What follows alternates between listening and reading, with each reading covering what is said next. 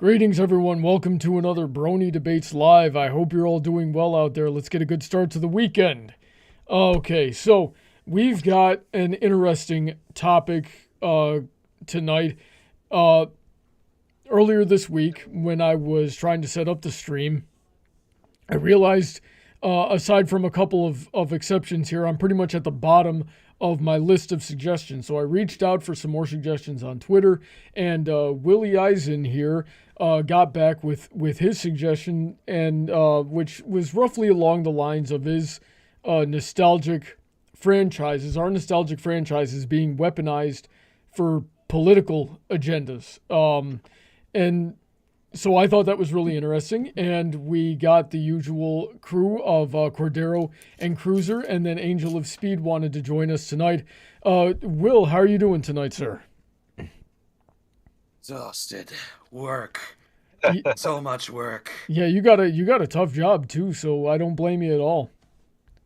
But it's 4th of July is coming up, so everybody's going crazy. And working in grocery retail is kind of like, oh, everybody wants to buy this. Everybody wants to buy charcoal. Everyone wants to buy soda. It's everything that's heavy. Yeah, in my hospital, we take care of the people who blow their hands off. Oh, geez, so you get the other end of the spectrum. Yeah, you're dealing with the before. He's dealing with the after. Cruiser, how are you doing tonight? Doing well. Thanks for having me. Yeah, thanks for coming on. We postponed a little bit for you, but I think it's going to be worth it. Cordero, how are you doing? I'm doing well. Is this the part where I complain about Star Trek? We're certainly going to get there, I imagine. And Angel, how are you doing tonight? I am also doing quite well today. Very good, very well enunciated. So let me read off the patrons real quick, and then we'll get into it here. So big thanks to my very generous supporters on Patreon. We are fundraising again until I can manage to find gainful full-time employment again, because I, for some reason, can't hold down a frickin' job. So very grateful to all of my generous supporters on Patreon, especially those on the $10 and up tier. These are Princess Heather Blossom, Shady Oak Ministries, Sid McConroy, Autoknight, Emerald Spencer, Senko, Kyle Christensen, DJ Skywalker, Rein-Kun, Morningstar, PonyCordero, who's with us tonight, Hey. QFlash, Billy Henline, Alden MacManx, EasyModeGamer, Kanto Acrylic VA, Zoro Arc 720, and Dark Malcontent, author of the Metaverse series. Check out all their links in the description. They make some pretty good stuff. If you'd like to be on the show, I'd love to have you. We'll just get you on the Patreon for as little as $1 a month, and you can do all that fun stuff. Now, with that out of the way, Will, tell us about this suggestion. What inspired it? And give us a little bit more context to start off here. Oh, where to start off with it? Well, mostly, anyone who's been looking at pop culture in the last 10, 15 years can notice a significant downcrease in quality. We can go everywhere from Star Trek to Star Wars to, the Netflix He-Man series to video games to... Animaniacs. Animaniacs. I was going to say the most recent example would be probably the Pixar movie Lightyear, which I can go into specifics of each one of these things, what the problem is, but the big Obi-Wan is a Star Trek example of... Star Wars. Yes.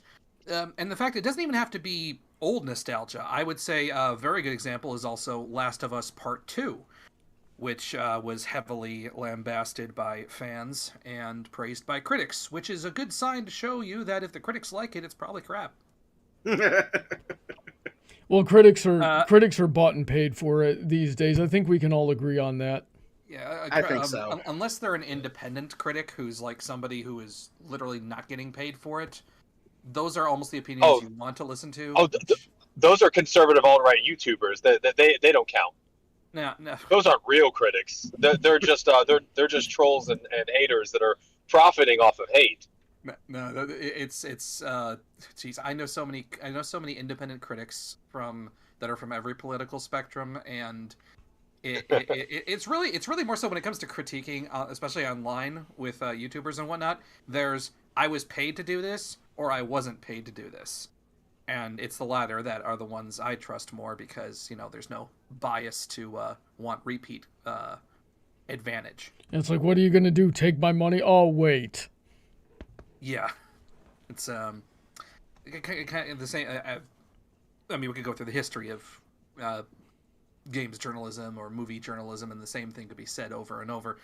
But another prime example would be both Marvel and DC Comics, which you would expect with how big superhero movies have gotten. And while there is there's been a bit of a downturn in the last couple of years, it's still a very big thing. The comics themselves just are not selling at all, and that is because, well, the people they have on are more interested in pushing a message or pushing their politics than actually writing good or interesting characters or good or interesting situations. If anything, I'd say with comics, it's kind of a repeat of the craze in the 90s where the publishers were chasing trends of, oh, own the first edition foil cover of this thing. We've got 18 different covers of this comic. And that was a gigantic craze that they kept pushing in comic books over and over to try and say, "Oh, it'll be a limited collector's edition item." I know I know they were still doing that with the IDW Pony comics.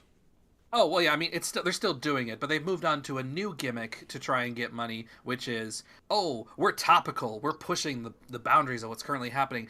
We're woke or whatever, whatever anyone wants to use. Everybody knows, generally what you mean by that, and the type of political ideologies that are typically associated with that kind of thing. So you don't need to worry about the nomenclature too much there.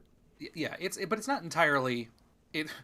It's not even for political reasons most of the time. I mean, maybe for the people writing it and drawing it, but for the people up top, it's entirely a money thing. They think this is a sure way to get more money. They've been told it's a great way to get money, and that's where it's happening all around with video games, with movies, with comic books, so on and so forth. You get the people who basically are pushing forward that no, this thing will sell because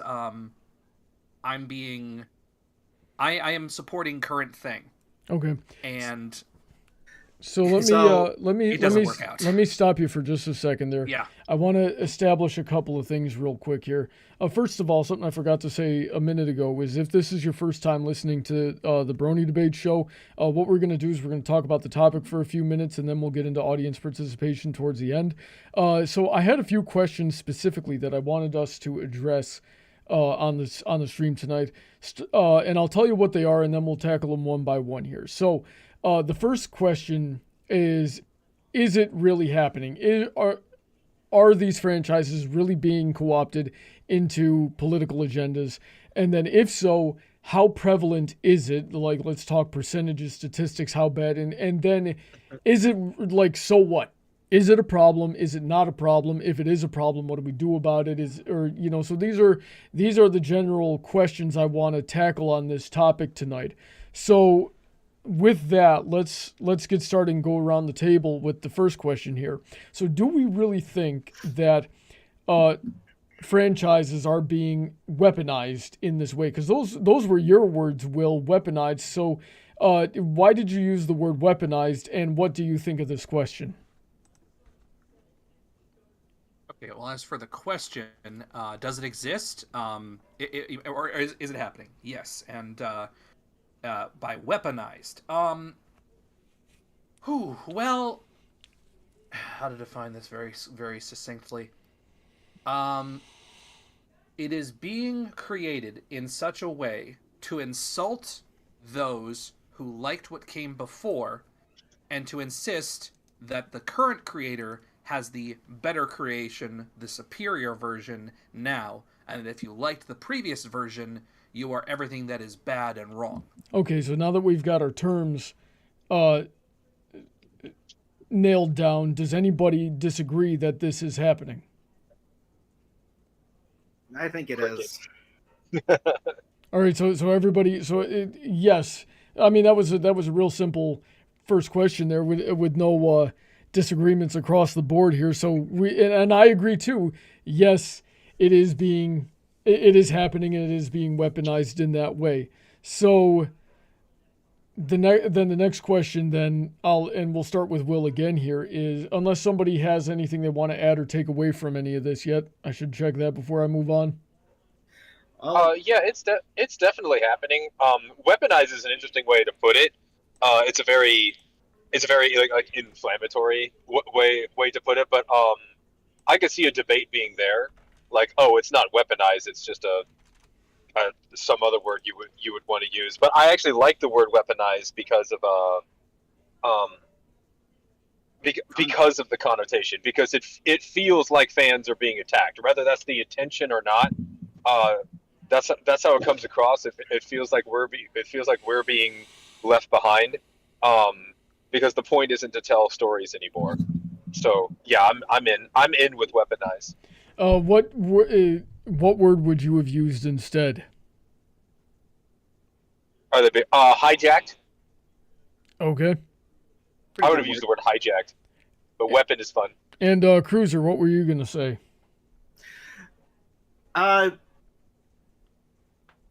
Maybe weaponized is too strong of a word. Hijack might be a bit more appropriate because when I see, like I mentioned earlier, with Hulu bringing back Animaniacs, it's not that Animaniacs hasn't gotten political before, but you'd think that knowing them and those characters, they would have been about total anarchy. But after watching what Hulu did, it's clear that they're swinging more to the left. Rather than just trying to be zany and funny. What do you mean by anarchy? And well, let's just start there. You think they'd be going after both parties equally, but it seems like they're going after more towards the right than they are with the left. Like they did that in the '90s too, though. They swung left in the '90s too. It's just that the face of leftism was a lot different back then. But they were definitely swinging left.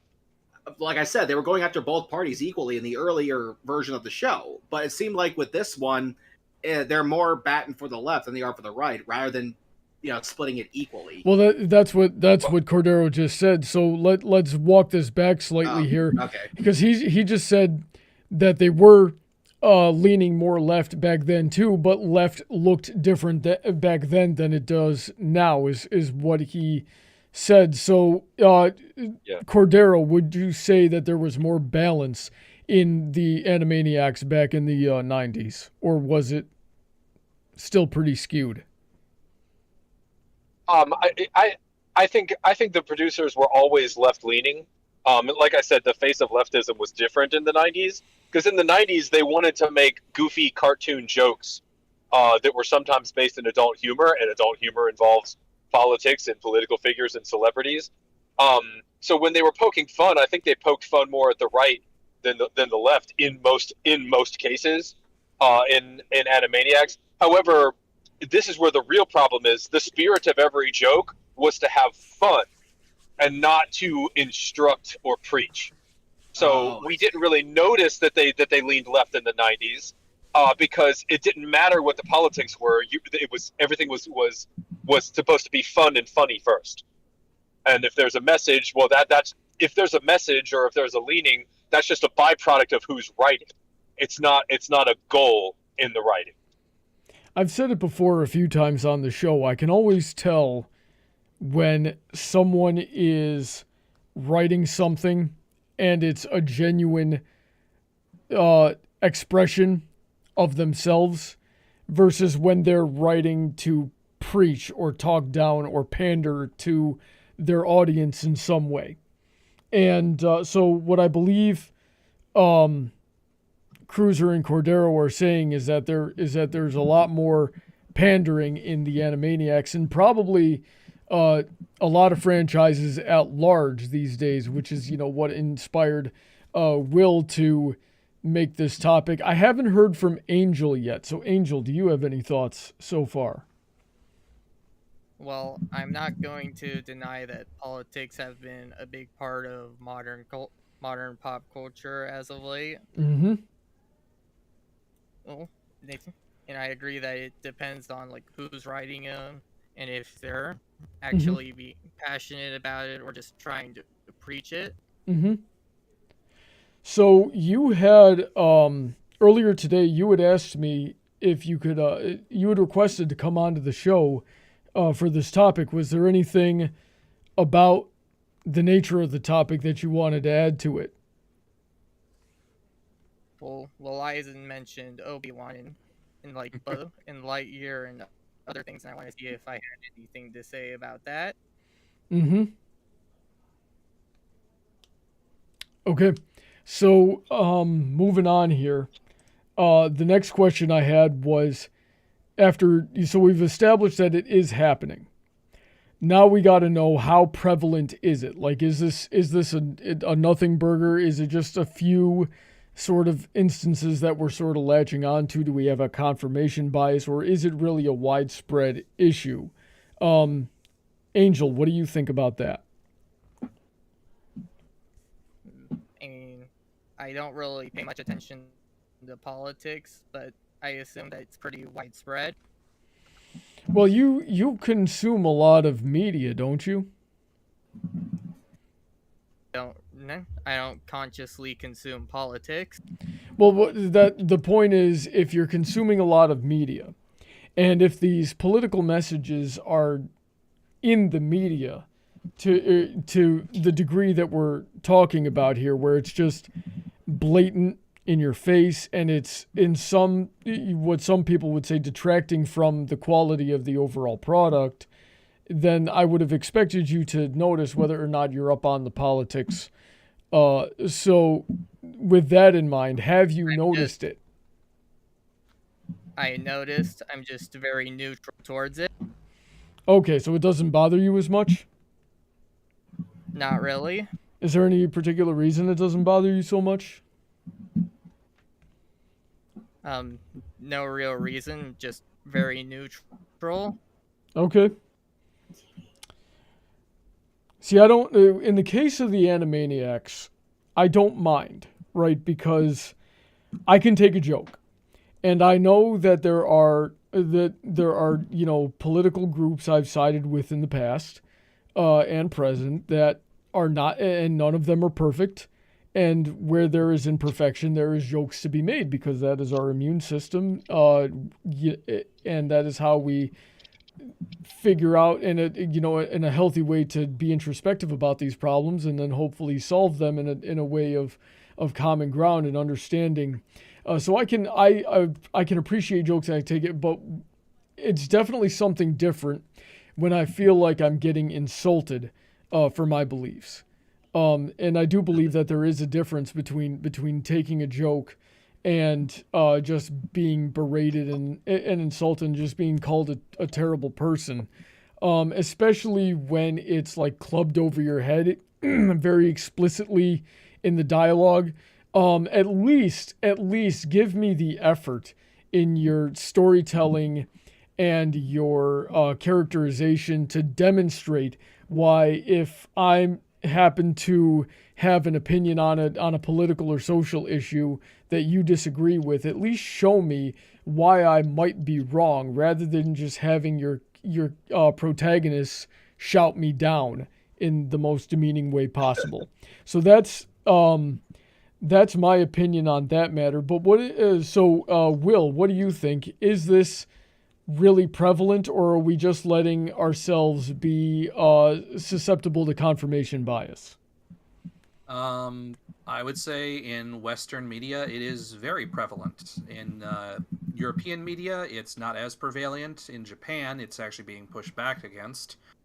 But here in America and North America, I would say most definitely that it is quite prevalent, especially with Hollywood groups and Silicon Valley groups, and even translation groups like people who translate for anime is another good example of not so much weaponizing nostalgia, but pushing a political message into something, or just not even doing their jobs right. I'm familiar with that issue. To my understanding, they're just straight up changing dialogue and source material. Yeah, it's very prevalent with Crunchyroll. There's a lot of major Twitter examples that could be done. Heck, there was one person who one dubber who had done for, I believe it was Horiyama, and they had also done stuff for Interspecies Reviewers, and they basically were joking about how much they were able to get away with in their misquoting translation, just putting stuff in that wasn't there. And they made a joke about it of how much can I get away with before my editors notice. It's like your job there is to successfully translate what the characters are saying for the story. Now, unless the purpose is to create a joke dub, which some companies have done as a bonus, most though don't. Your customers there are expecting a very good translation. That not only is it's not a direct hard translation, but it is also context provided well. And that's just not done with a lot who are just like, nah, I'm just gonna put burgerfied into the translation. Okay. So you're saying, Will, that you're seeing it pretty much everywhere. Oh yeah, I mean, aside from anime dubs, I mean, I see it in. Oh, Last of Us 2 Part 2 was an example of completely destroying the original main character, not just literally, but figuratively and literally at the same time. Figuratively and literally. I gotcha. They destroyed Joel's character and Joel himself. Lightyear spent more time talking about a brand new character that was never mentioned before, but is apparently way more important than Buzz himself and is his idol and everything. That's another trend in storytelling of these franchises. Yeah, mostly. I've made a new character, and they're this token group and whatnot, but they're great and powerful and strong and amazing and perfect, and they're way better than the main character. And we saw this with Star Wars, where Mayor Ray Sue. My personal opinion on that is Finn got robbed. Finn was robbed and started. I think a lot of people. I thought you were going to go into Obi-Wan. Obi-Wan. The Inquisitor lady. Yeah. OC. The Inquisitor lady who they can't make up their mind. Yeah, the sister. Which it's funny. The Inquisitors and the sister are a whole new Star Wars invention that they're doing throughout all their media. That just gets more and more comedic as more of these. Oh yeah, in between the movies, there was this supposed secret organization of all Sith Force wielders that were hunting down other Jedi and whatnot, and it gets more and more elaborate as it goes along to the point of where, how does this fit into canon? Well, they flush the canon down the toilet, so they have to make new canon. Yeah, or DC, which has done with John Kent, Clark Kent's son, where basically they've... I think every 3 months or so they come out with a new first for him. It's just like, oh, he's openly gay. Okay, great. Well, how about him saving the day? Oh no, Superman's gonna march for equality down the street. Huh.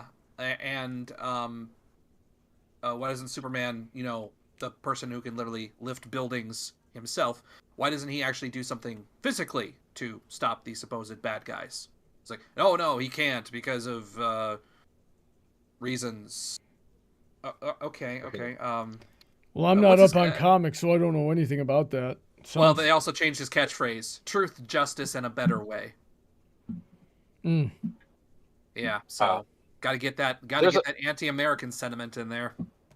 There's an actual money reason that Star Wars in particular is like making up this new canon stuff.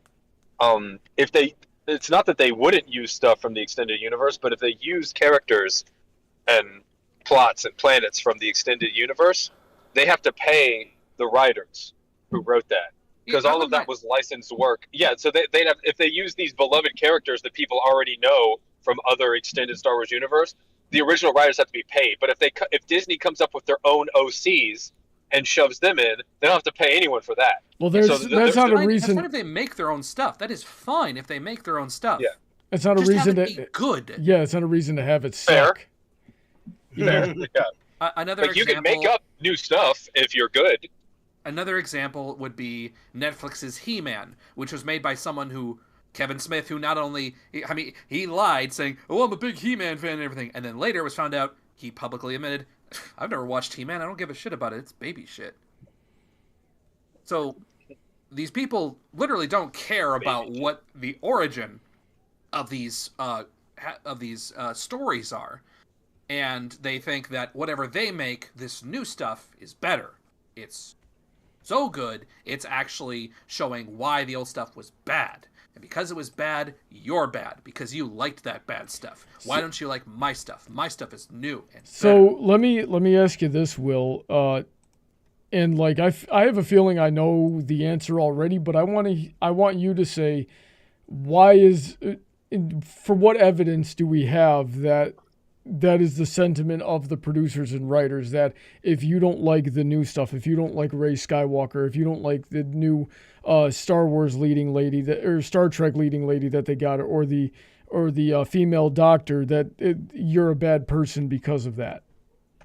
Because they tell us on social media. They say in social media, and they have literally they have made entire articles in newspapers, in entertainment magazines about how the only critics are bigots. It's like that part is true. They did that since, as far as I can remember, Ghostbusters 2016. Yeah, Ghostbusters 2016, prime example. If you don't like the humor, you're a bigot. I don't like the humor because 3 of these 4 comedians don't make jokes. Well, One of them does. It certainly extended to media. Within, I'd say, I started noticing it trickling into public, consciousness, that sentiment, around like 2014. But when I was really involved in politics, especially in like 2008, everybody was just telling me the only reason I didn't like Barack Obama was because I didn't like black people, which made absolutely zero freaking sense for a number of reasons. But that was the common theme back then, and I think it was. I honestly do think it was the idea of you don't like Barack Obama because he's black that sort of opened the floodgates and started the slope down to you don't like Rey Skywalker because you're racist.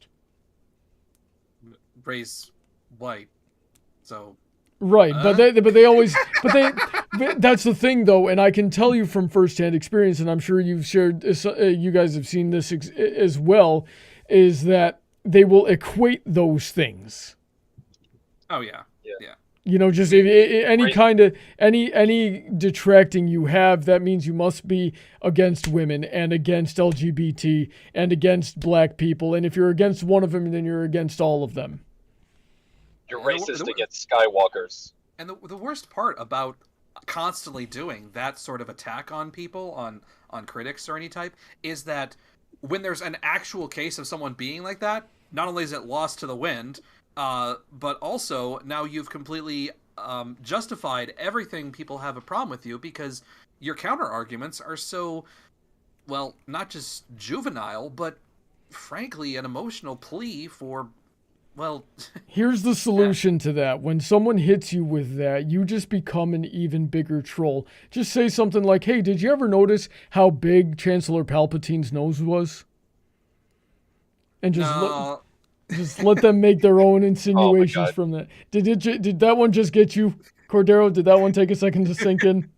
No, it didn't take a second. I got it immediately. Okay.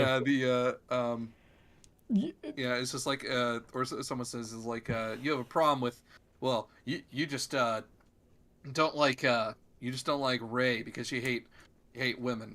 And it's just like, no, I don't. I hate men. I do hate women, but it's not because of Rey. That's fucking terrible. Says the newly married man. Yeah, that one's worse than the joke that I made.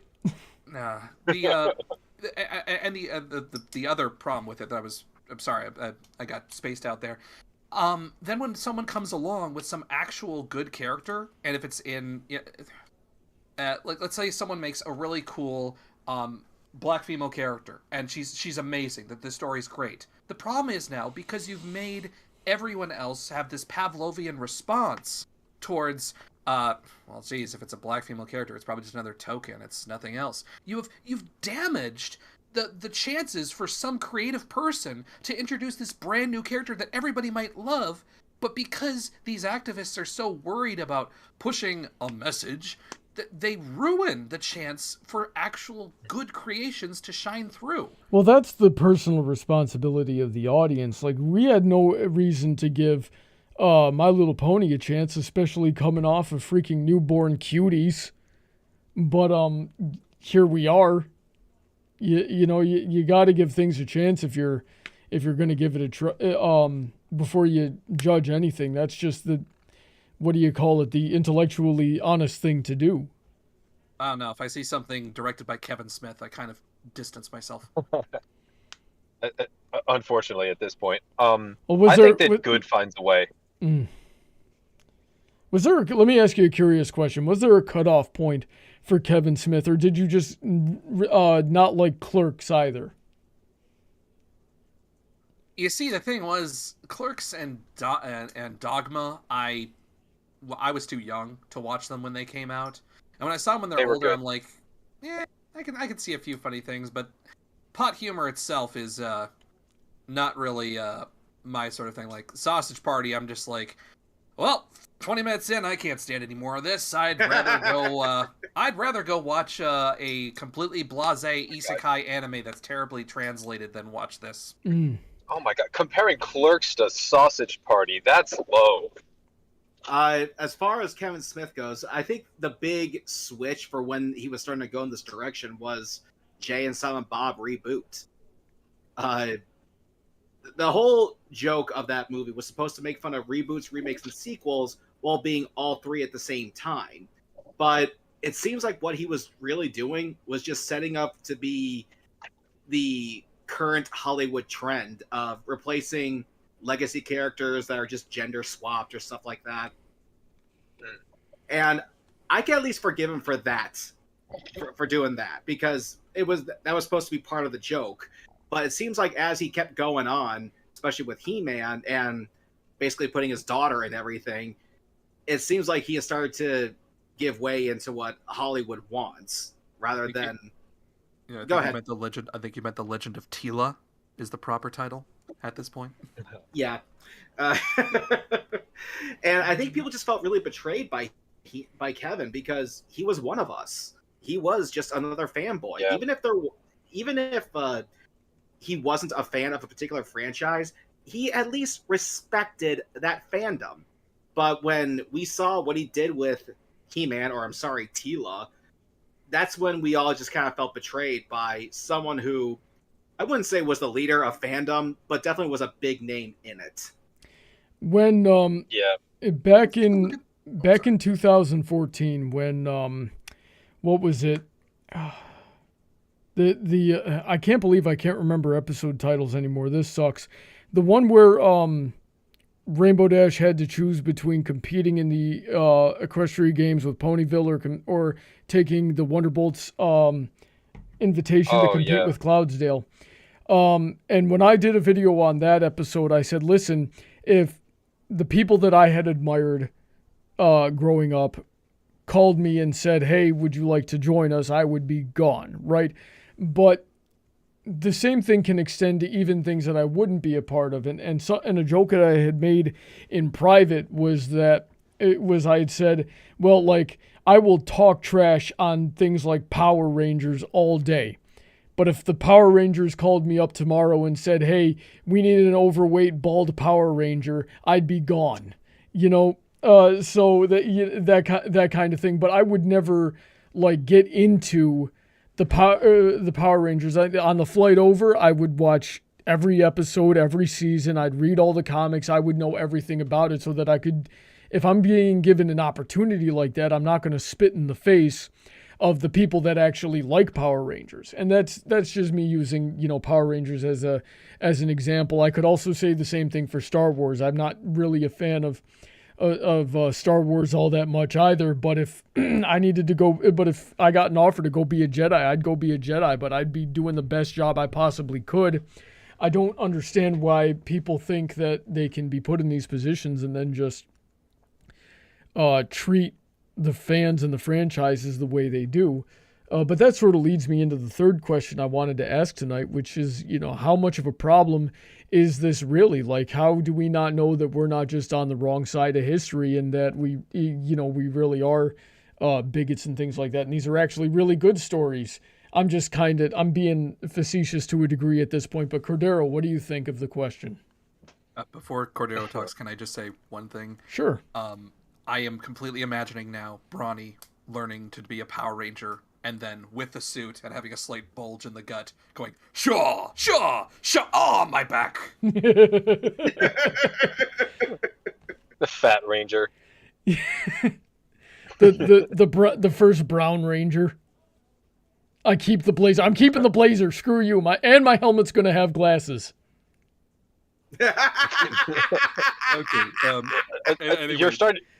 You're leaning more Common Rider now. You're getting so ridiculous. Am I? Yeah. Yeah. Sorry, Cordero. I think a way that it's safe that we're not just like on the wrong side of history, or that the stories are actually good, is show me the people that these stories are actually connecting with, because the people who tend to be praising the stories and like and acting like they're fans of it, even in their own explanations, they're fans of the message. Like, it's this whole idea of message first and then story, is secondary. That's not sustainable. That's not going to last. When it comes to stories, we want an escapism. We just want something to grab us and be relatable. And these stories are not giving people that. Even people going, "Yes, Queen, this is perfect. This is exactly what I want."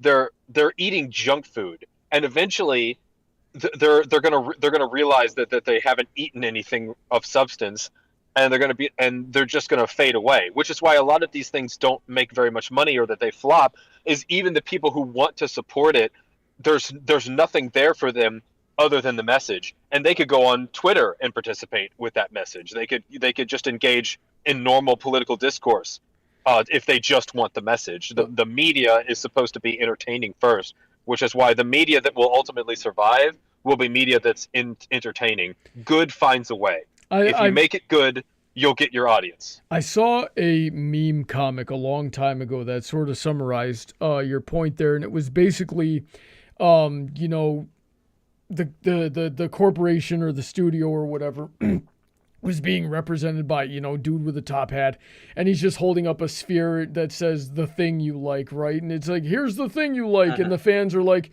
yeah, and there's thousands of people in the crowd just, yeah, and then the dude in the top hat goes, here's more of the thing you like, yeah, and then there's one person off to the side going, I don't like the thing because it doesn't pander to me.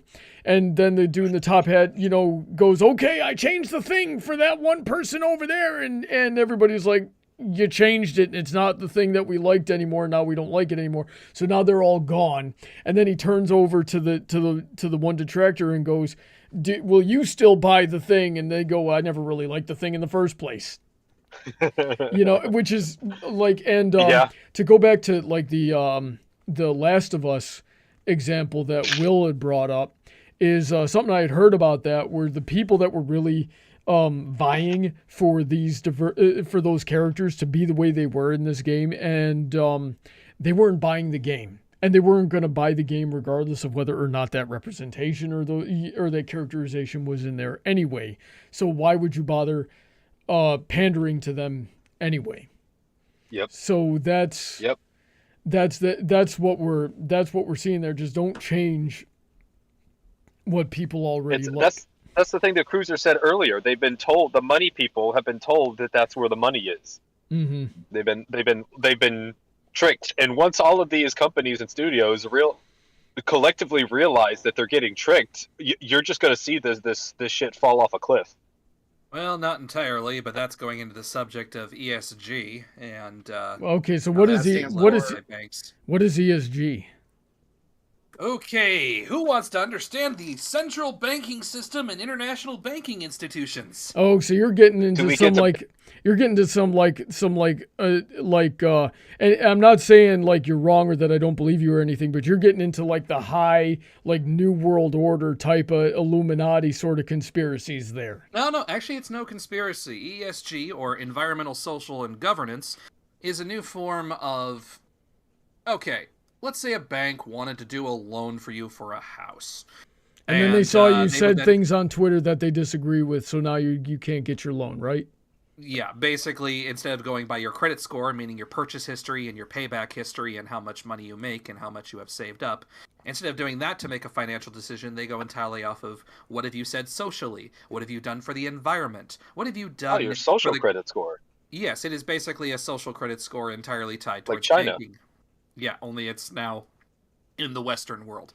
And the problem is a lot of these corporations are being pushed in ESG, not just in the bank, not just by the banks, because hey, you want those loans, you better match with ESG. Are you hiring enough people of this certain demographic? Are you openly espousing you are okay with the current thing? Are you proselytizing what the government has said publicly and never criticized them? It's it's So because It of the is, things like that, you're not confident that this type of thing that we're talking about is going to go away? no, it's not going to go away. Not until the banks themselves are held liable for this, or there's a giant crash and burn to the point of where it stops being pushed. Which outcome do you Uh, think is more likely, Will? Probably at the current. Well, I'm a pessimist, so I'm going to say no. They'll literally crash and burn everything until there's another major Great Depression, and they'll insist they were right the entire time. Yeah. That's Yep. that's me being a pessimist on the whole thing. I know that people could be optimistic and say, "Oh, well, people are turning against the banks." It's like, yeah, well, JFK went against the banks. Just saying. Here, you ever seen the poster of the shark chasing a bunch of scattered fish, and it says, and that side of the poster says, "Don't fear," and then the second half of the poster shows all the fish forming into a bigger fish going after the shark. Organize. That, my friends, Yeah. is a demonstration of the Second Amendment in its purest form. Use it. Yeah, I would say the better counter. Really, again, I just went into a whole thing talking about banking and financial sectors. Right. Well, The biggest issue is to actually fight on the cultural level where you can, and the biggest thing anyone can do is just to create their own stories. It hurts. It really hurts when. Oh, he says he'll be hello, right sorry? back. Don't worry about it. Keep going. Oh, okay. I was just like, did I drop? Okay, it hurts when stuff you love is destroyed by this, especially by people who really don't care about it and only seem to care about it because it's new or different, or it's malicious of, I didn't like that person or their thing, but now I like it because it's hurting them. The worst thing is cutting. I see it as a festering limb. Sometimes you just got to cut it off and then attach a new robotic one that you've made yourself. The point I'm making here is that people have got to come and create their own unique things. It is hard. It used to be a lot easier, but it still needs to be done where people need to create their own content separate from these giant institutions entirely to become a competitor. What I'm basically advocating for here is free markets. Okay. Make your own good news stories. They may fail, they may be terrible, but you're not gonna get anything by trying to play the game of these institutions. Okay, so let me. You're not gonna be able to get in and fix things on their level. Angel, you've been quiet for a while. Do you have any thoughts you'd like to share? I'm not sure. Okay. Can I share? I missed some of it. Cruiser, go ahead. Yeah, there was actually another part of this whole nostalgia thing that I wanted to mention, and that is people who will just use it to not push an agenda, but to make their content seem better than it actually is.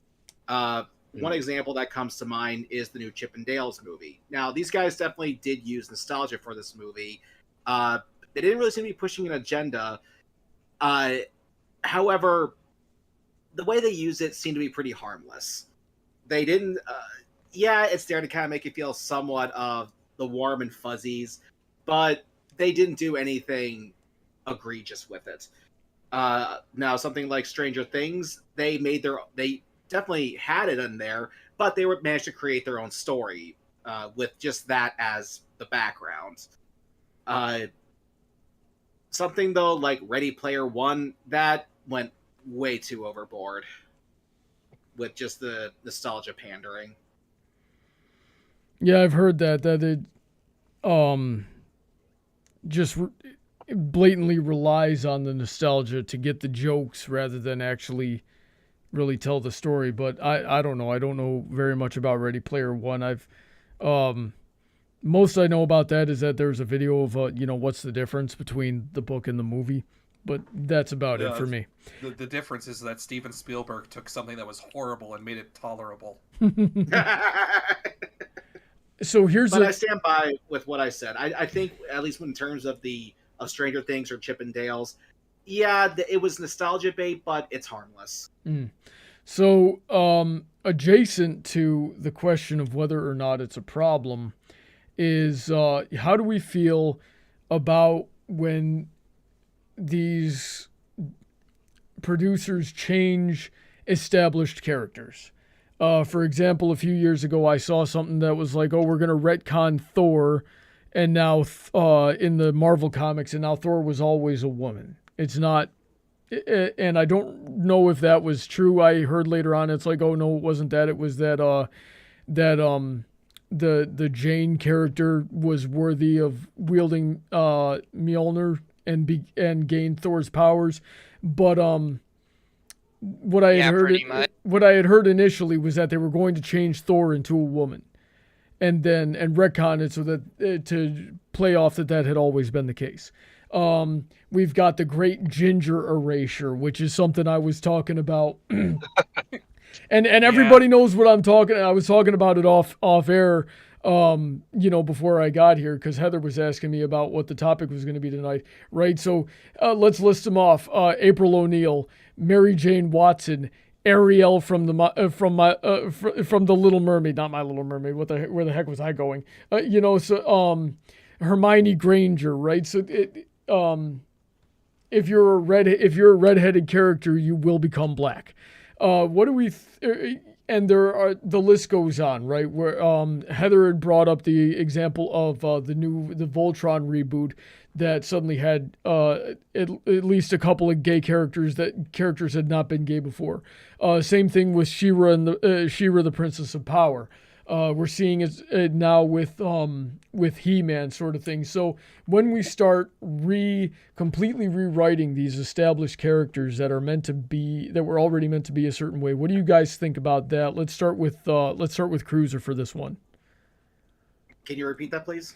What do you think about the retconning of established characterization and character designs? Honestly, it just seems like a way to get people into this theater. What's the point? What was the point of making Ariel, the Little Mermaid, black all of a sudden? What was the point? Now, something that I was saying is that if you're messing with a design and a characterization that's that old and that well established, then the only reason you do it is for some sort of political gain. For some sort of political messaging. And if it's just like, if your reasoning is something along the lines of, there's not enough, say, black people in media, so we need to change all the redheads to people that are black, then me personally, I would argue that that's more racist. Are you saying that if you were to make your own black character or your own it doesn't matter what, I'm just using the gingers as an example here because we've seen it time and time again, that because they are this way that they won't get the attention, or what exactly are you trying to say with that? But regardless of what you're trying to say, I don't think it's good or makes sense. So what do you guys think? I have an answer. Tell me. I have an answer for that. The line of thinking here is that in the past, white people have dominated storytelling. This is the idea that stories are disproportionately representative of white people. So the idea is that creating a new character from scratch is great, but it's difficult to gain traction with a new character. So the answer to one of your questions was, yes, if we made our own character, it would be as successful as these characters that already have traction and likability and notoriety. So the idea is like, well, the way we can correct this is let's take these characters that already have belovedness and fandoms and all of that stuff, and we'll just add more representation by switching them to the representation groups, because it's unfair for them to start from behind and have to start from scratch when all of the white characters already have a head start and being beloved. And so it's like a affirmative action or like a wealth redistribution tactic of well, we can't just pull ourselves up from our bootstraps. We have to take some of what you already have because you have too much of it. Yeah, and but that's literally the line of thinking. But here's the problem with that line of thinking, and I know I'm not addressing you specifically, Cordero, but if there's anyone out there that thinks that way, I'm addressing you. Those characters had to start from scratch too, right? Like Spider-Man, Peter Parker had to start from scratch. So did Miles Morales. And people loved Miles Morales. People loved Static Shock. People liked Black Manta. People liked Black Panther. If we had suddenly, if Peter Parker was suddenly black or suddenly a woman or suddenly gay or suddenly something that he's not currently, people would have had just as much of a problem with it because they liked Peter Parker. So just, and any character, regardless of, of what they are, where they start, they all had to gain that sort of notoriety. Here's an example of this. Very few people these days know the character of Adam Warlock. Adam Warlock, in the original Infinity Run, was the dude who beat Thanos, right? But there's not many people that really know that, because Adam Warlock was not a great character even back in the day when he was well established. And sort of came out of nowhere and was like derived from like two other different characters that sort of meshed together as time went on. And just wasn't given very good characterization and thus didn't get very popular in that regard. So, I mean, the MCU might, they sort of hinted at Adam Warlock at the end of the first Guardians of the Galaxy movie, but the second one. Oh yeah, second one. Okay, yeah. Thank you, Living Encyclopedia. So I try. You succeed. So yeah, all the characters had to start from somewhere. So it's really just, it doesn't make any sense to me. Cruiser, what are you saying? Yeah. Okay. Well, then I'd like to ask you guys all this because I remember when this happened. The second time they tried rebooting the Fantastic Four movie, which still flopped. And Stick. They introduced one character, and it was a race swap. It was now a black kid. Human Torch Black. Oh, Human Torch. One of the core four. One of the core four. I can't remember. Yeah, Human Torch. Okay. But however, nobody was up in arms about that when that happened. Why do you think that is? Because nobody watched the freaking movie. Yeah, no one cared. And the other example, was a dead series. No one cared. The other example, which is funny because it used to be Marvel's most successful franchise, but you can go the other way with this too, right? Like, why did nobody care that Nick Fury was Samuel Jackson? Nick Fury used to be the palest dude with the most debonair haircut imaginable, and then we replaced him with Sam Jackson. Well, here's the thing: is Sam Jackson is just default awesome. So Sam Jackson can do whatever the frick he wants. Sam Jackson could be Hermione Granger, and nobody would complain. Probably not. Good finds a way. It's what I said. It's because it was good. He was written well and it was played well and it was good. So no one gave a shit. That's why. And nobody called attention to the fact. Well, you see, Samuel Jackson played the part as a commander.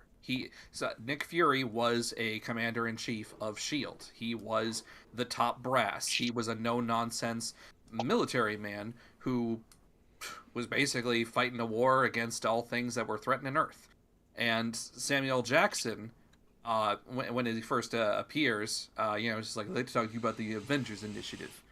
That it was only a tiny bit, but the presence he was able to exude off of himself was enough to get people like, oh, that's Nick Fury, huh? All right, let's see where it goes. And then over time, because we kept getting more and more bits and pieces of Samuel Jackson, Nick Fury, we got to see his character weight by how he played off of other characters, even though they were for bits and pieces. And finally, got the big payoff in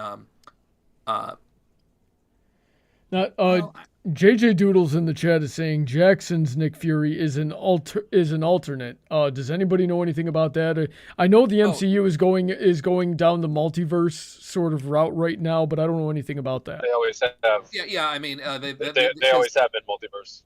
Yeah, they say that the white Nick Fury is from like Earth 1, and this is like Earth 22 or something. I forget. Or maybe that's DC, because DC copies Marvel and Marvel copies DC constantly with multiverse crap. I thought it was like three-digit numbers, like 536 and stuff on Marvel. Though I will say one funny joke they did pull was the whole thing of just like they did in the comics because once they had Samuel L. Jackson, they started using his likeness in the comics. And one joke they did in there was, I'm just like, anyone ever say you kind of look like an actor? It was like, yeah, I had a body double who covered for me for a while, implying Samuel L. Jackson was actually Nick Fury the whole time. That's great. That's fantastic. We need an MCU Star Wars crossover where Mace Windu meets Samuel L. Jackson. Or Mace Windu meets Nick Fury. I want to see Mace Windu fight Nick Fury, and how are they going to choreograph that with Sam Jackson? All right, that's my off topic rant for the day. The issue isn't so much why people. Your question though was why didn't that bother people? Again, because it was written well. It was written. It was a different version of the character, whereas the other ones are like, let's say, Miles Morales. All right, that's a good one. All right, what's a bad example? Female Hulk. No, not female Hulk. Female Thor. Sorry. She-Hulk's bastardization in the new movie. That's something else entirely. Femme Thor. What did this new female Thor character bring to the table that was different? She was a woman. The Natalie Portman one? Yeah, she was a woman. Okay, and she was a woman. Okay, can we get more substance here? That is the substance. Yeah, she was a fine character, but she didn't really do anything to become worthy. Yeah, the issue is that they think by the token of being different physically, that's enough of a reason to then have this character swapped out. When if you're going to change the character that fundamentally, you got to bring something new to the table as well. Yeah. And it's got to be something that works well within the established canon or lore. It's like characters build off of each other. That's the whole point. Is like, where would Green Goblin be without Spider-Man? If you were to suddenly say, no, we're gonna change the Green Goblin. He's now going to be Puerto Rican, and he's going to be a person who's engine mechanic. I was like, okay. And why does he want to fight Spider-Man? Well, because he's the Green Goblin. Okay, but what's the motive? Why? What made him the Green Goblin? Yeah, it's like, well, he just is. And that's where it always falls apart. It's they have a concept, but their execution is entirely abysmal. So I think that's a good spot to start wrapping that up. Does anybody have anything they want to add before we move on to audience participation? Just to agree with the last point, because it's like you can do almost anything you want with fiction, almost anything. So if you have a premise, you want to make a character black, you want to make a character gay or trans, you want to do this or that, or swap around lore or canon, you can do it if you write it well. If you execute on it well and write it well, you can make it work with setup. And I think what Will was saying is that there's no setup. It's like, we're just going to make Thor a woman because we want a woman Thor. Okay, how does she become Thor? Well, she just is. It's like, you have to put effort into setting things up. And if something already is a certain way and you want to change how it is, you need to show how it becomes the different thing. You have to actually transform it into that, rather than just say it is that now. And that's the big problem. The underlying problem with all this media stuff is if they wanted to do all of this representation or all of this like token stuff, you could do it, and it could be done really, really well. But they're just not putting in the effort to set it up or make it make sense and make it enjoyable. And that's why it sucks. It doesn't suck because it's diverse. It sucks because they're not putting in the storytelling work. If I could add on to that, we can look back at old Marvel stuff, early Stan Lee stuff, especially like he when he was making X-Men. X-Men, and the whole conversation tonight was, whether or not these political messages were happening. And I saw JJ in the chat said, comics were always political, and that was definitely the case with early Marvel. The whole reason Stan Lee made X-Men was racism allegory. But he just told the story that had the racism allegories woven into it. He never really explicitly stated that. He just showed in the world of the story that he was telling. So it's not to add on to what you're saying there. It's not what it is. It's how it's done. So those were always there. It just didn't suck. And because it didn't suck, we weren't as aware to it, which is a much better way ultimately to get your message across if you're just showing your characters and that they're people too. Like if you want to fight, say for example that you want to fight prejudice, right? If you just the reason people have prejudices is because they're only ever exposed to the negative of whatever it is they're prejudiced against. If you show them people that their instincts would say to be prejudiced against, for example, if you're anti-Semitic because, for this, that, or the other reason, and you've only ever met, bad Jewish people, then that when that person meets someone and they get really close to them and they find out, oh shoot, this guy was Jewish, he's probably gonna at the very least gonna have a second thought about his worldview, and it's probably initially gonna take the form of, oh, but you're one of the good ones, or you're an exception. And then the more that they meet and the more they get exposed to cultures and situations outside of what they know, then they become more accepting. But that you can't shove that down people's throats, and you can't insult people for having those, because usually there's some legitimate traumas behind prejudices that some people have. And on the exact reverse opposite, people who then say they are an aggrieved party and that they have these justified prejudices against people who, well, you hear the justification usually in Marxian thought of oppressor versus oppressed, and well, I'm part of the oppressed group and it's the oppressor's fault for everything. It's like, right, but that doesn't. All that does is you end up making your own enemies. Yeah. And the problem is it doesn't always work, but it still works to expose people to outside of their comfort zone. It is the main thing. It's like, no, you meet these people, talk with them, actually try and understand them. Of course, the usual thing you hear is like, I don't need to hear anything from a bigot, and it's like, sometimes you get demagogues, and there's a lot of that going around. Demagoguery is probably one of the bigger problems in this situation. So don't be that dude. Long story short. Let's go into audience participation here. We don't have a lot that I noticed throughout the chat. Well, hold on. Yeah. Well, because JJ Doodles actually has been sending me voice messages and stuff that we've been talking about. Right. And so I'd like to we will play it for people. Yep, we will definitely do that. Let's first take care of Aurora and Frost and Paladin and Pony T. Sure. Aurora and Frost says, nostalgia is weaponized for reboot purposes, and it scares me. I don't need to see a live-action remake of Billy and Mandy or Invader Zim. I agree.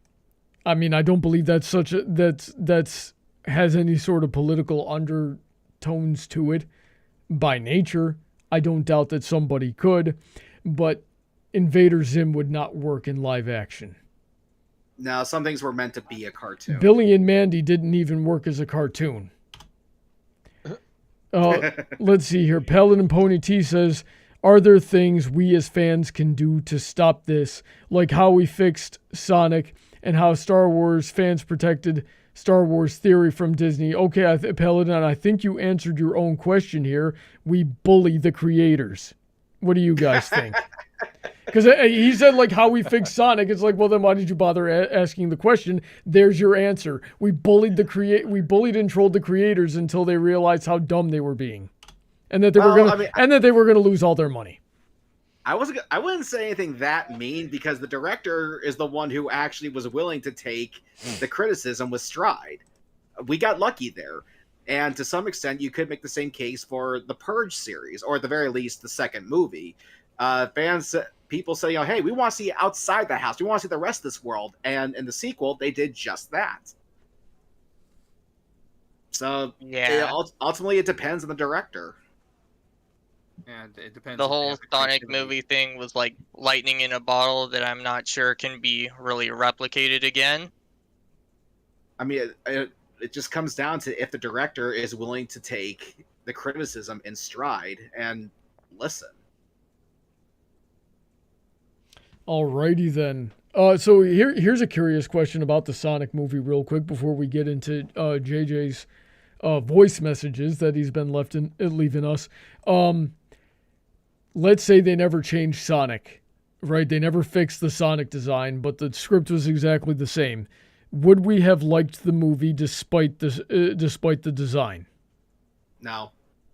Now the design really mattered that much? It would have been impossible to get past. Even if the voice acting and the writing was the same, like the visual would have just been too distracting. Yeah. If I'm very hypercritical, the Sonic movies, even the sequel, are above average at best. The only thing that saves them is that the characters do look like the characters, and there's at least a few funny things in there. But if you were to remove the characters looking like the characters, it would go down to a 3 at best. Alrighty then. So Cruiser,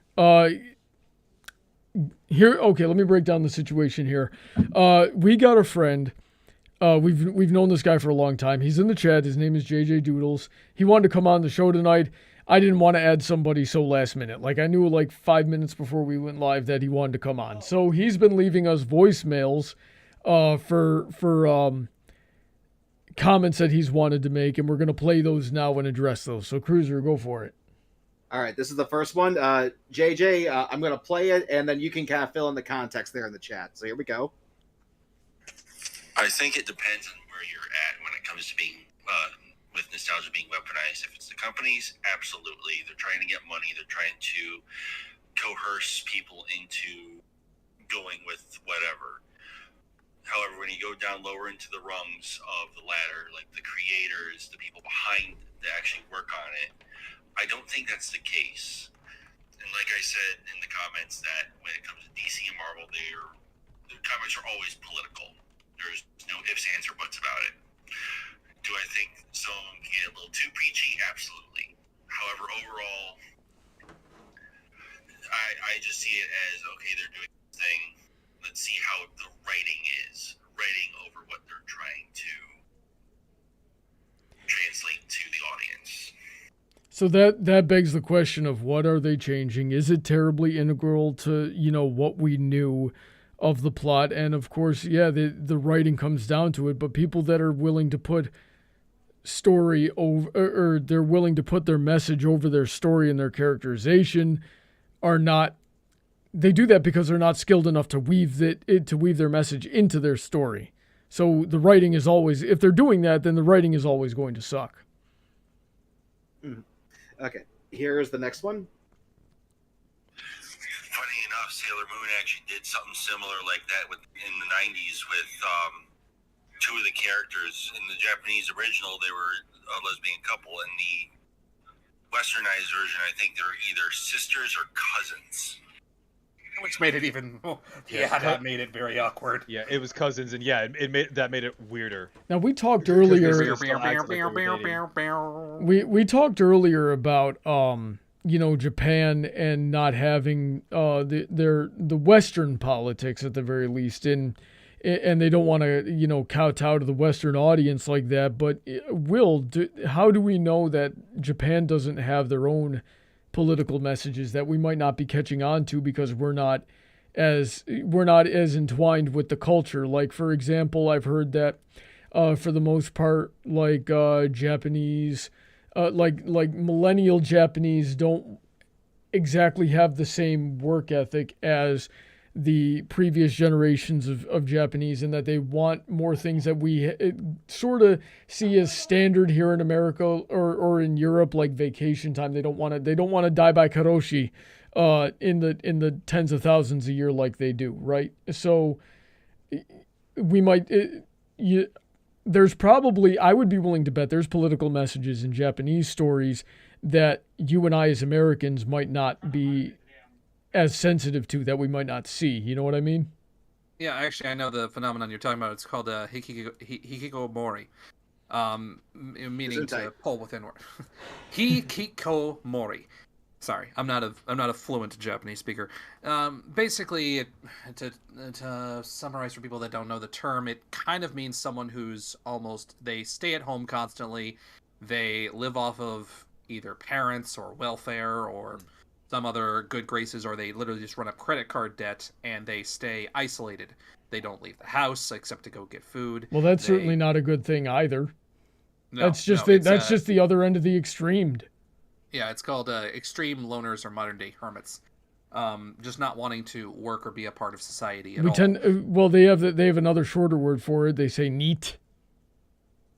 I can't argue that or not. I'm not fluent on the entire thing. In fact, what I'm saying here is just my understanding of the situation.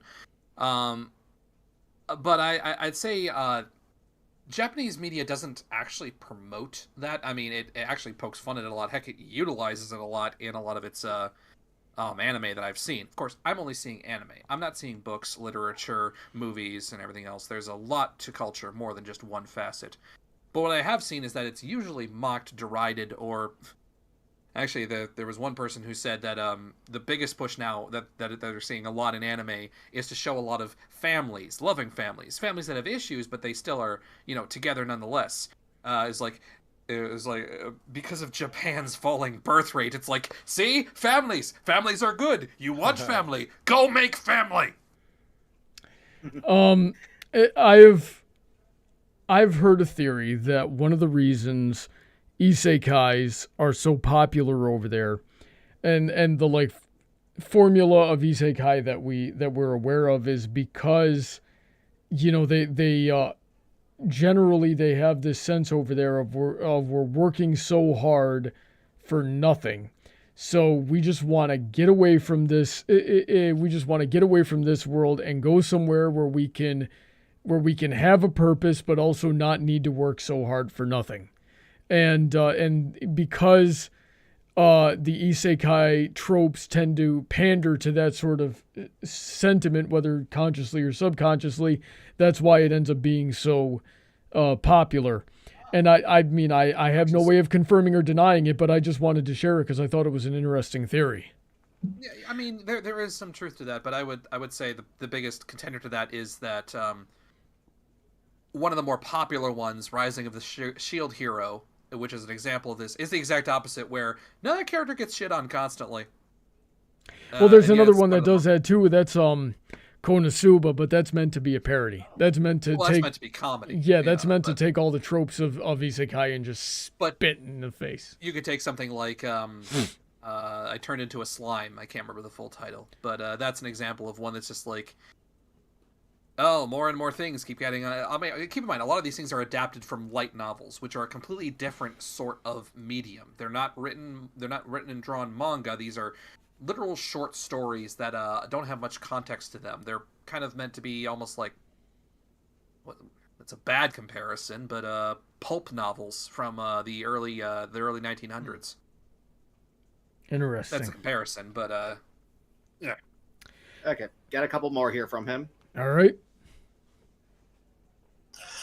I think it depends on how much of a influence something has on it. Like, say, or going off with the Power Rangers thing, they mentioned recently with the Death Ranger that they are supposed to be, I think they said, non-binary, and that's fine because death has no real gender or anything. So I don't see that as an issue. But I think it just boils down to how well it's written, how well it's handled. Best thing that came to mind recently is Umbrella Academy, with how they transitioned from Vanya to Victor. Like, it just happens. Nothing special comes of it. No big thing. It's just, it's there. It happened. Move on. Deal with it. Yeah, I don't like that. Yeah. Next one. Okay, last one. So, Chippendale Rescue Rangers knew what it was, and it ran with it, and at least personally to me, it was good. Stranger Things, it's set in that time period, so it makes sense that we would have all this nostalgic stuff for it. Ready Player One, its story thrives on nostalgia because that is what was part of the story. So it being over the top and crazy makes sense in the way of Ready Player One. Okay. I don't really have anything to say to that. Yeah. But what was it that you disagreed with the other one?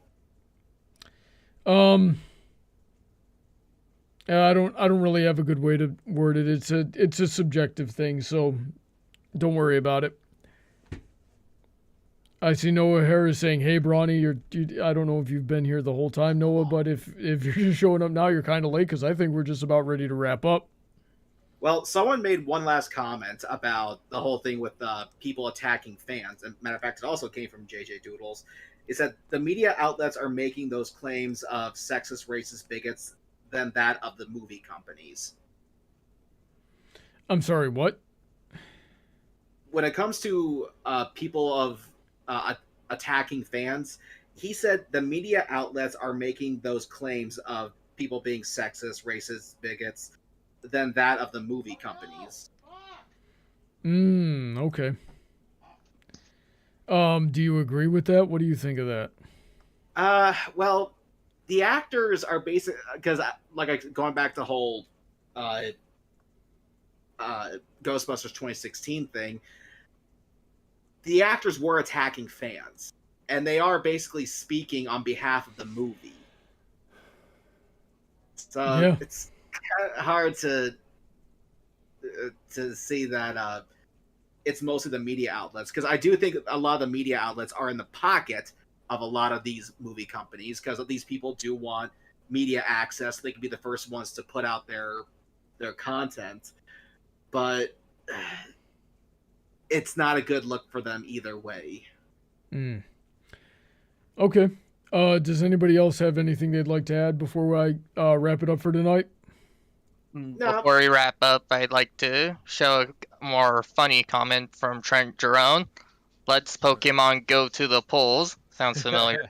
No, that's just out of touch politicians trying to be popular with them kids these days. How about Indeed. this? How about this one, Killery? How about we Pokemon go our separate ways?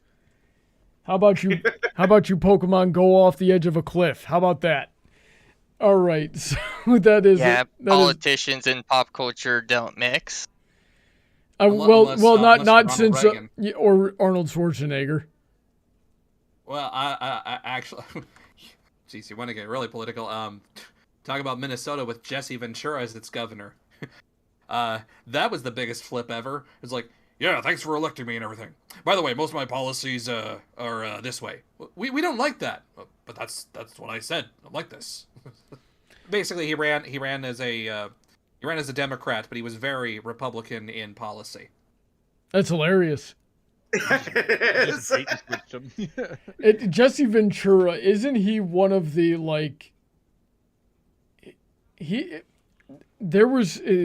I remember hearing him on Alex Jones' show back when I listened to Alex Jones a lot. Was he one of the ones that was on board with the conspiracy theory that the Illuminati is run by aliens called reptilians, and that they no idea. I have not watched Alex There- Jones there was- at all. There was one of the reasons I stopped listening to Alex Jones was because he had a long streak of like not checking his sources anymore or just making them up.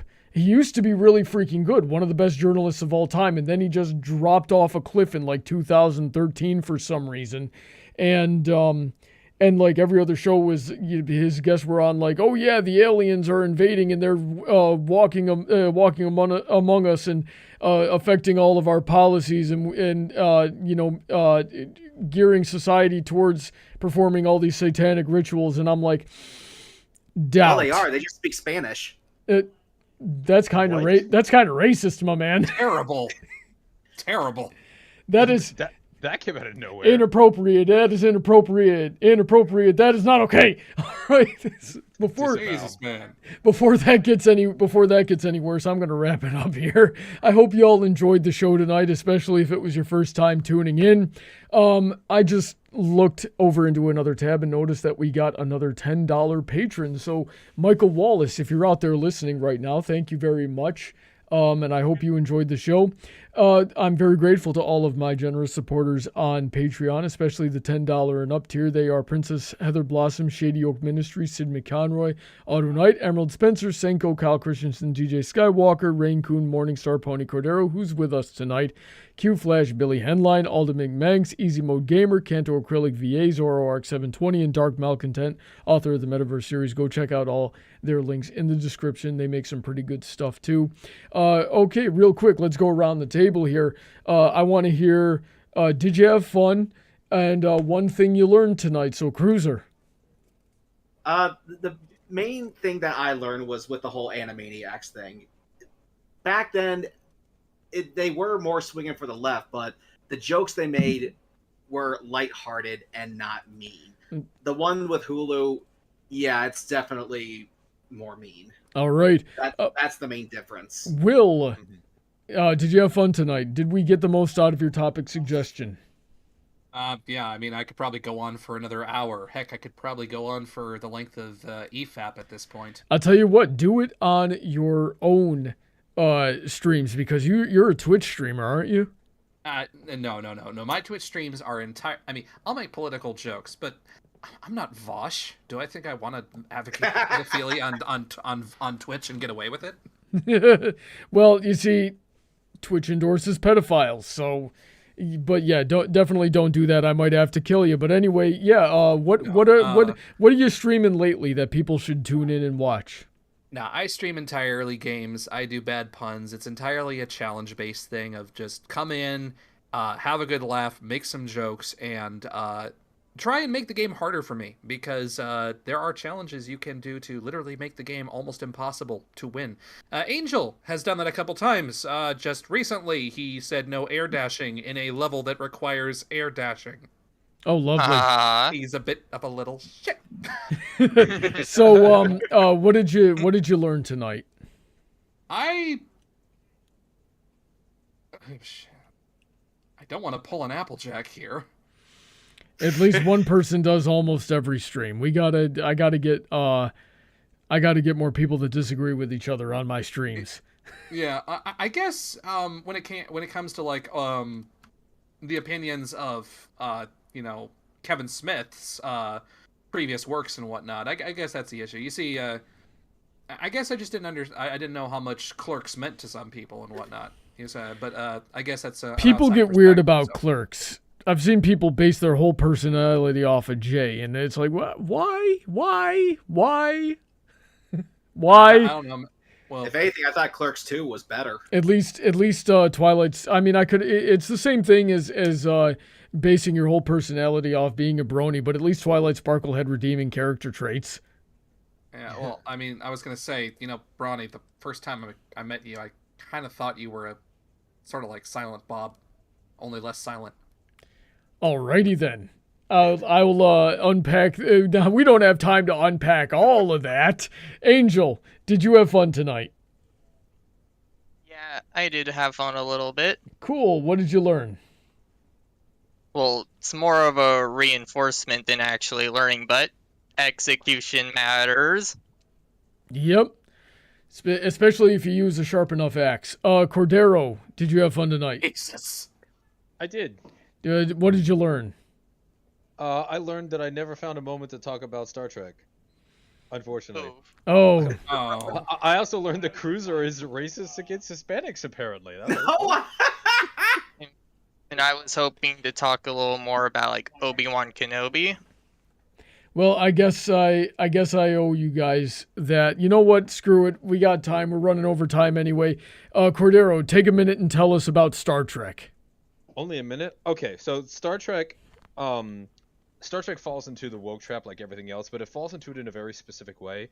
Because people who defend modern Star Trek love to bring up the fact that Star Trek has always been political, and they're absolutely right. It's been one of the most political oriented shows from the get-go in the 1960s. Always been very progressive and very on the cutting edge of progressive and even leftist and liberal politics and all that stuff. And I think most of the causes that Star Trek has traditionally championed have been good causes and have been positive changes we've actually seen come about in the world. So it's like, so they'll say that, oh, we're just trying to do that right now. The problem is, like we've said with other stuff, how they're presenting the material.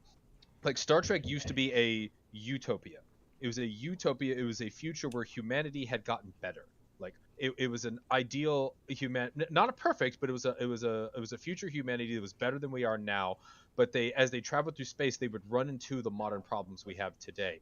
Whereas modern Star Trek is a dystopia. The future, we're just as bad, if not worse, than we are now. We have the same problems that we have today, and the Federation is trying to deal with fixing these problems and becoming better. And the negative dystopian approach where we are already the same bad guys that we're trying to fix.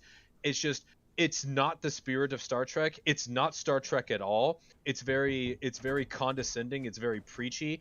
And I don't even think that it's out of place to have a science fiction series be like this. But it's just not Star Trek. You were trying to write your own original series, basically, that's very dystopian and very negative. And there's plenty of science fiction that's been similar to that. But it's not Star Trek. You're literally writing something else and slapping the Star Trek label on it, and we're trying to call them out on it, and every time they do, they just say, Star Trek was always political, you're a bigot. Okay. You know what? That reminds me of something that I've been thinking about that I wanted to talk about on the stream tonight, but we definitely don't have time for this one. And the question is, so here's what we're going to do. We're going to save this one for the next debate stream, the very next debate stream. So in 2 weeks, tune into this topic. How do we make new things in the franchises? So because it's like, okay, so we don't want to change anything, but if we keep doing the same thing, it's going to become stagnant. How do we find the balance? So we'll discuss that on the next debate. I'm going to write that down. I need everybody, especially the Human Encyclopedia Hippogriff over here, to hold me to that. And so with that, Angel, tell me about Kenobi, because I haven't seen Kenobi. Well, Willyizin said off stream that he was like emasculated and how there's like strong female character, and I kind of disagree with that because there's a narrative reason why he's acting quote unquote weak. I mean, he has like basically PTSD and he's trying to get his mojo back. There were a few points during the stream tonight you could have brought that up and it would have been great at that moment. But yeah, I'm glad we got that out there at the very least. Will, do you want to say anything to that real quick before I say goodnight? I would say yes, that the narrative was that he was suffering PTSD, that he had cut himself off from the Force, which Jedi can do, and that's why he was weak. The problem with that, though, however, is that in the final episode, he gets it all back like that.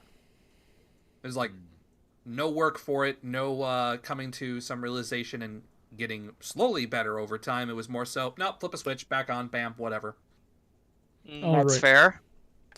And there's also the issue, I would say, with how they portrayed Darth Vader, the whole thing, respecting canon of them meeting again, and the fact that they put this interaction with Leia, like, would argue if I were to go back, I'd have to go back to do some timing, but I'd argue Leia gets almost exactly as much, if not more, screen time than Obi-Wan does.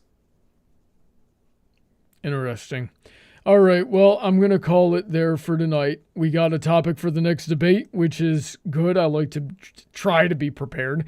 I hope, once again, I hope you all enjoyed the stream tonight. If you'd like to be on the show, I'd love to have you. We'll just get you on the Patreon for as little as $1 a month. And the other tiers have some pretty good perks on them as well. I highly just hit up my Patreon, check them out, see if any of those you like. I would like to start making this thing full-time because I am so freaking tired of the job hunt, guys. And I would love to, actually have a regular upload schedule again. Anyway, I hope you all have a lovely weekend. Stay safe. God bless. Say goodnight, everyone.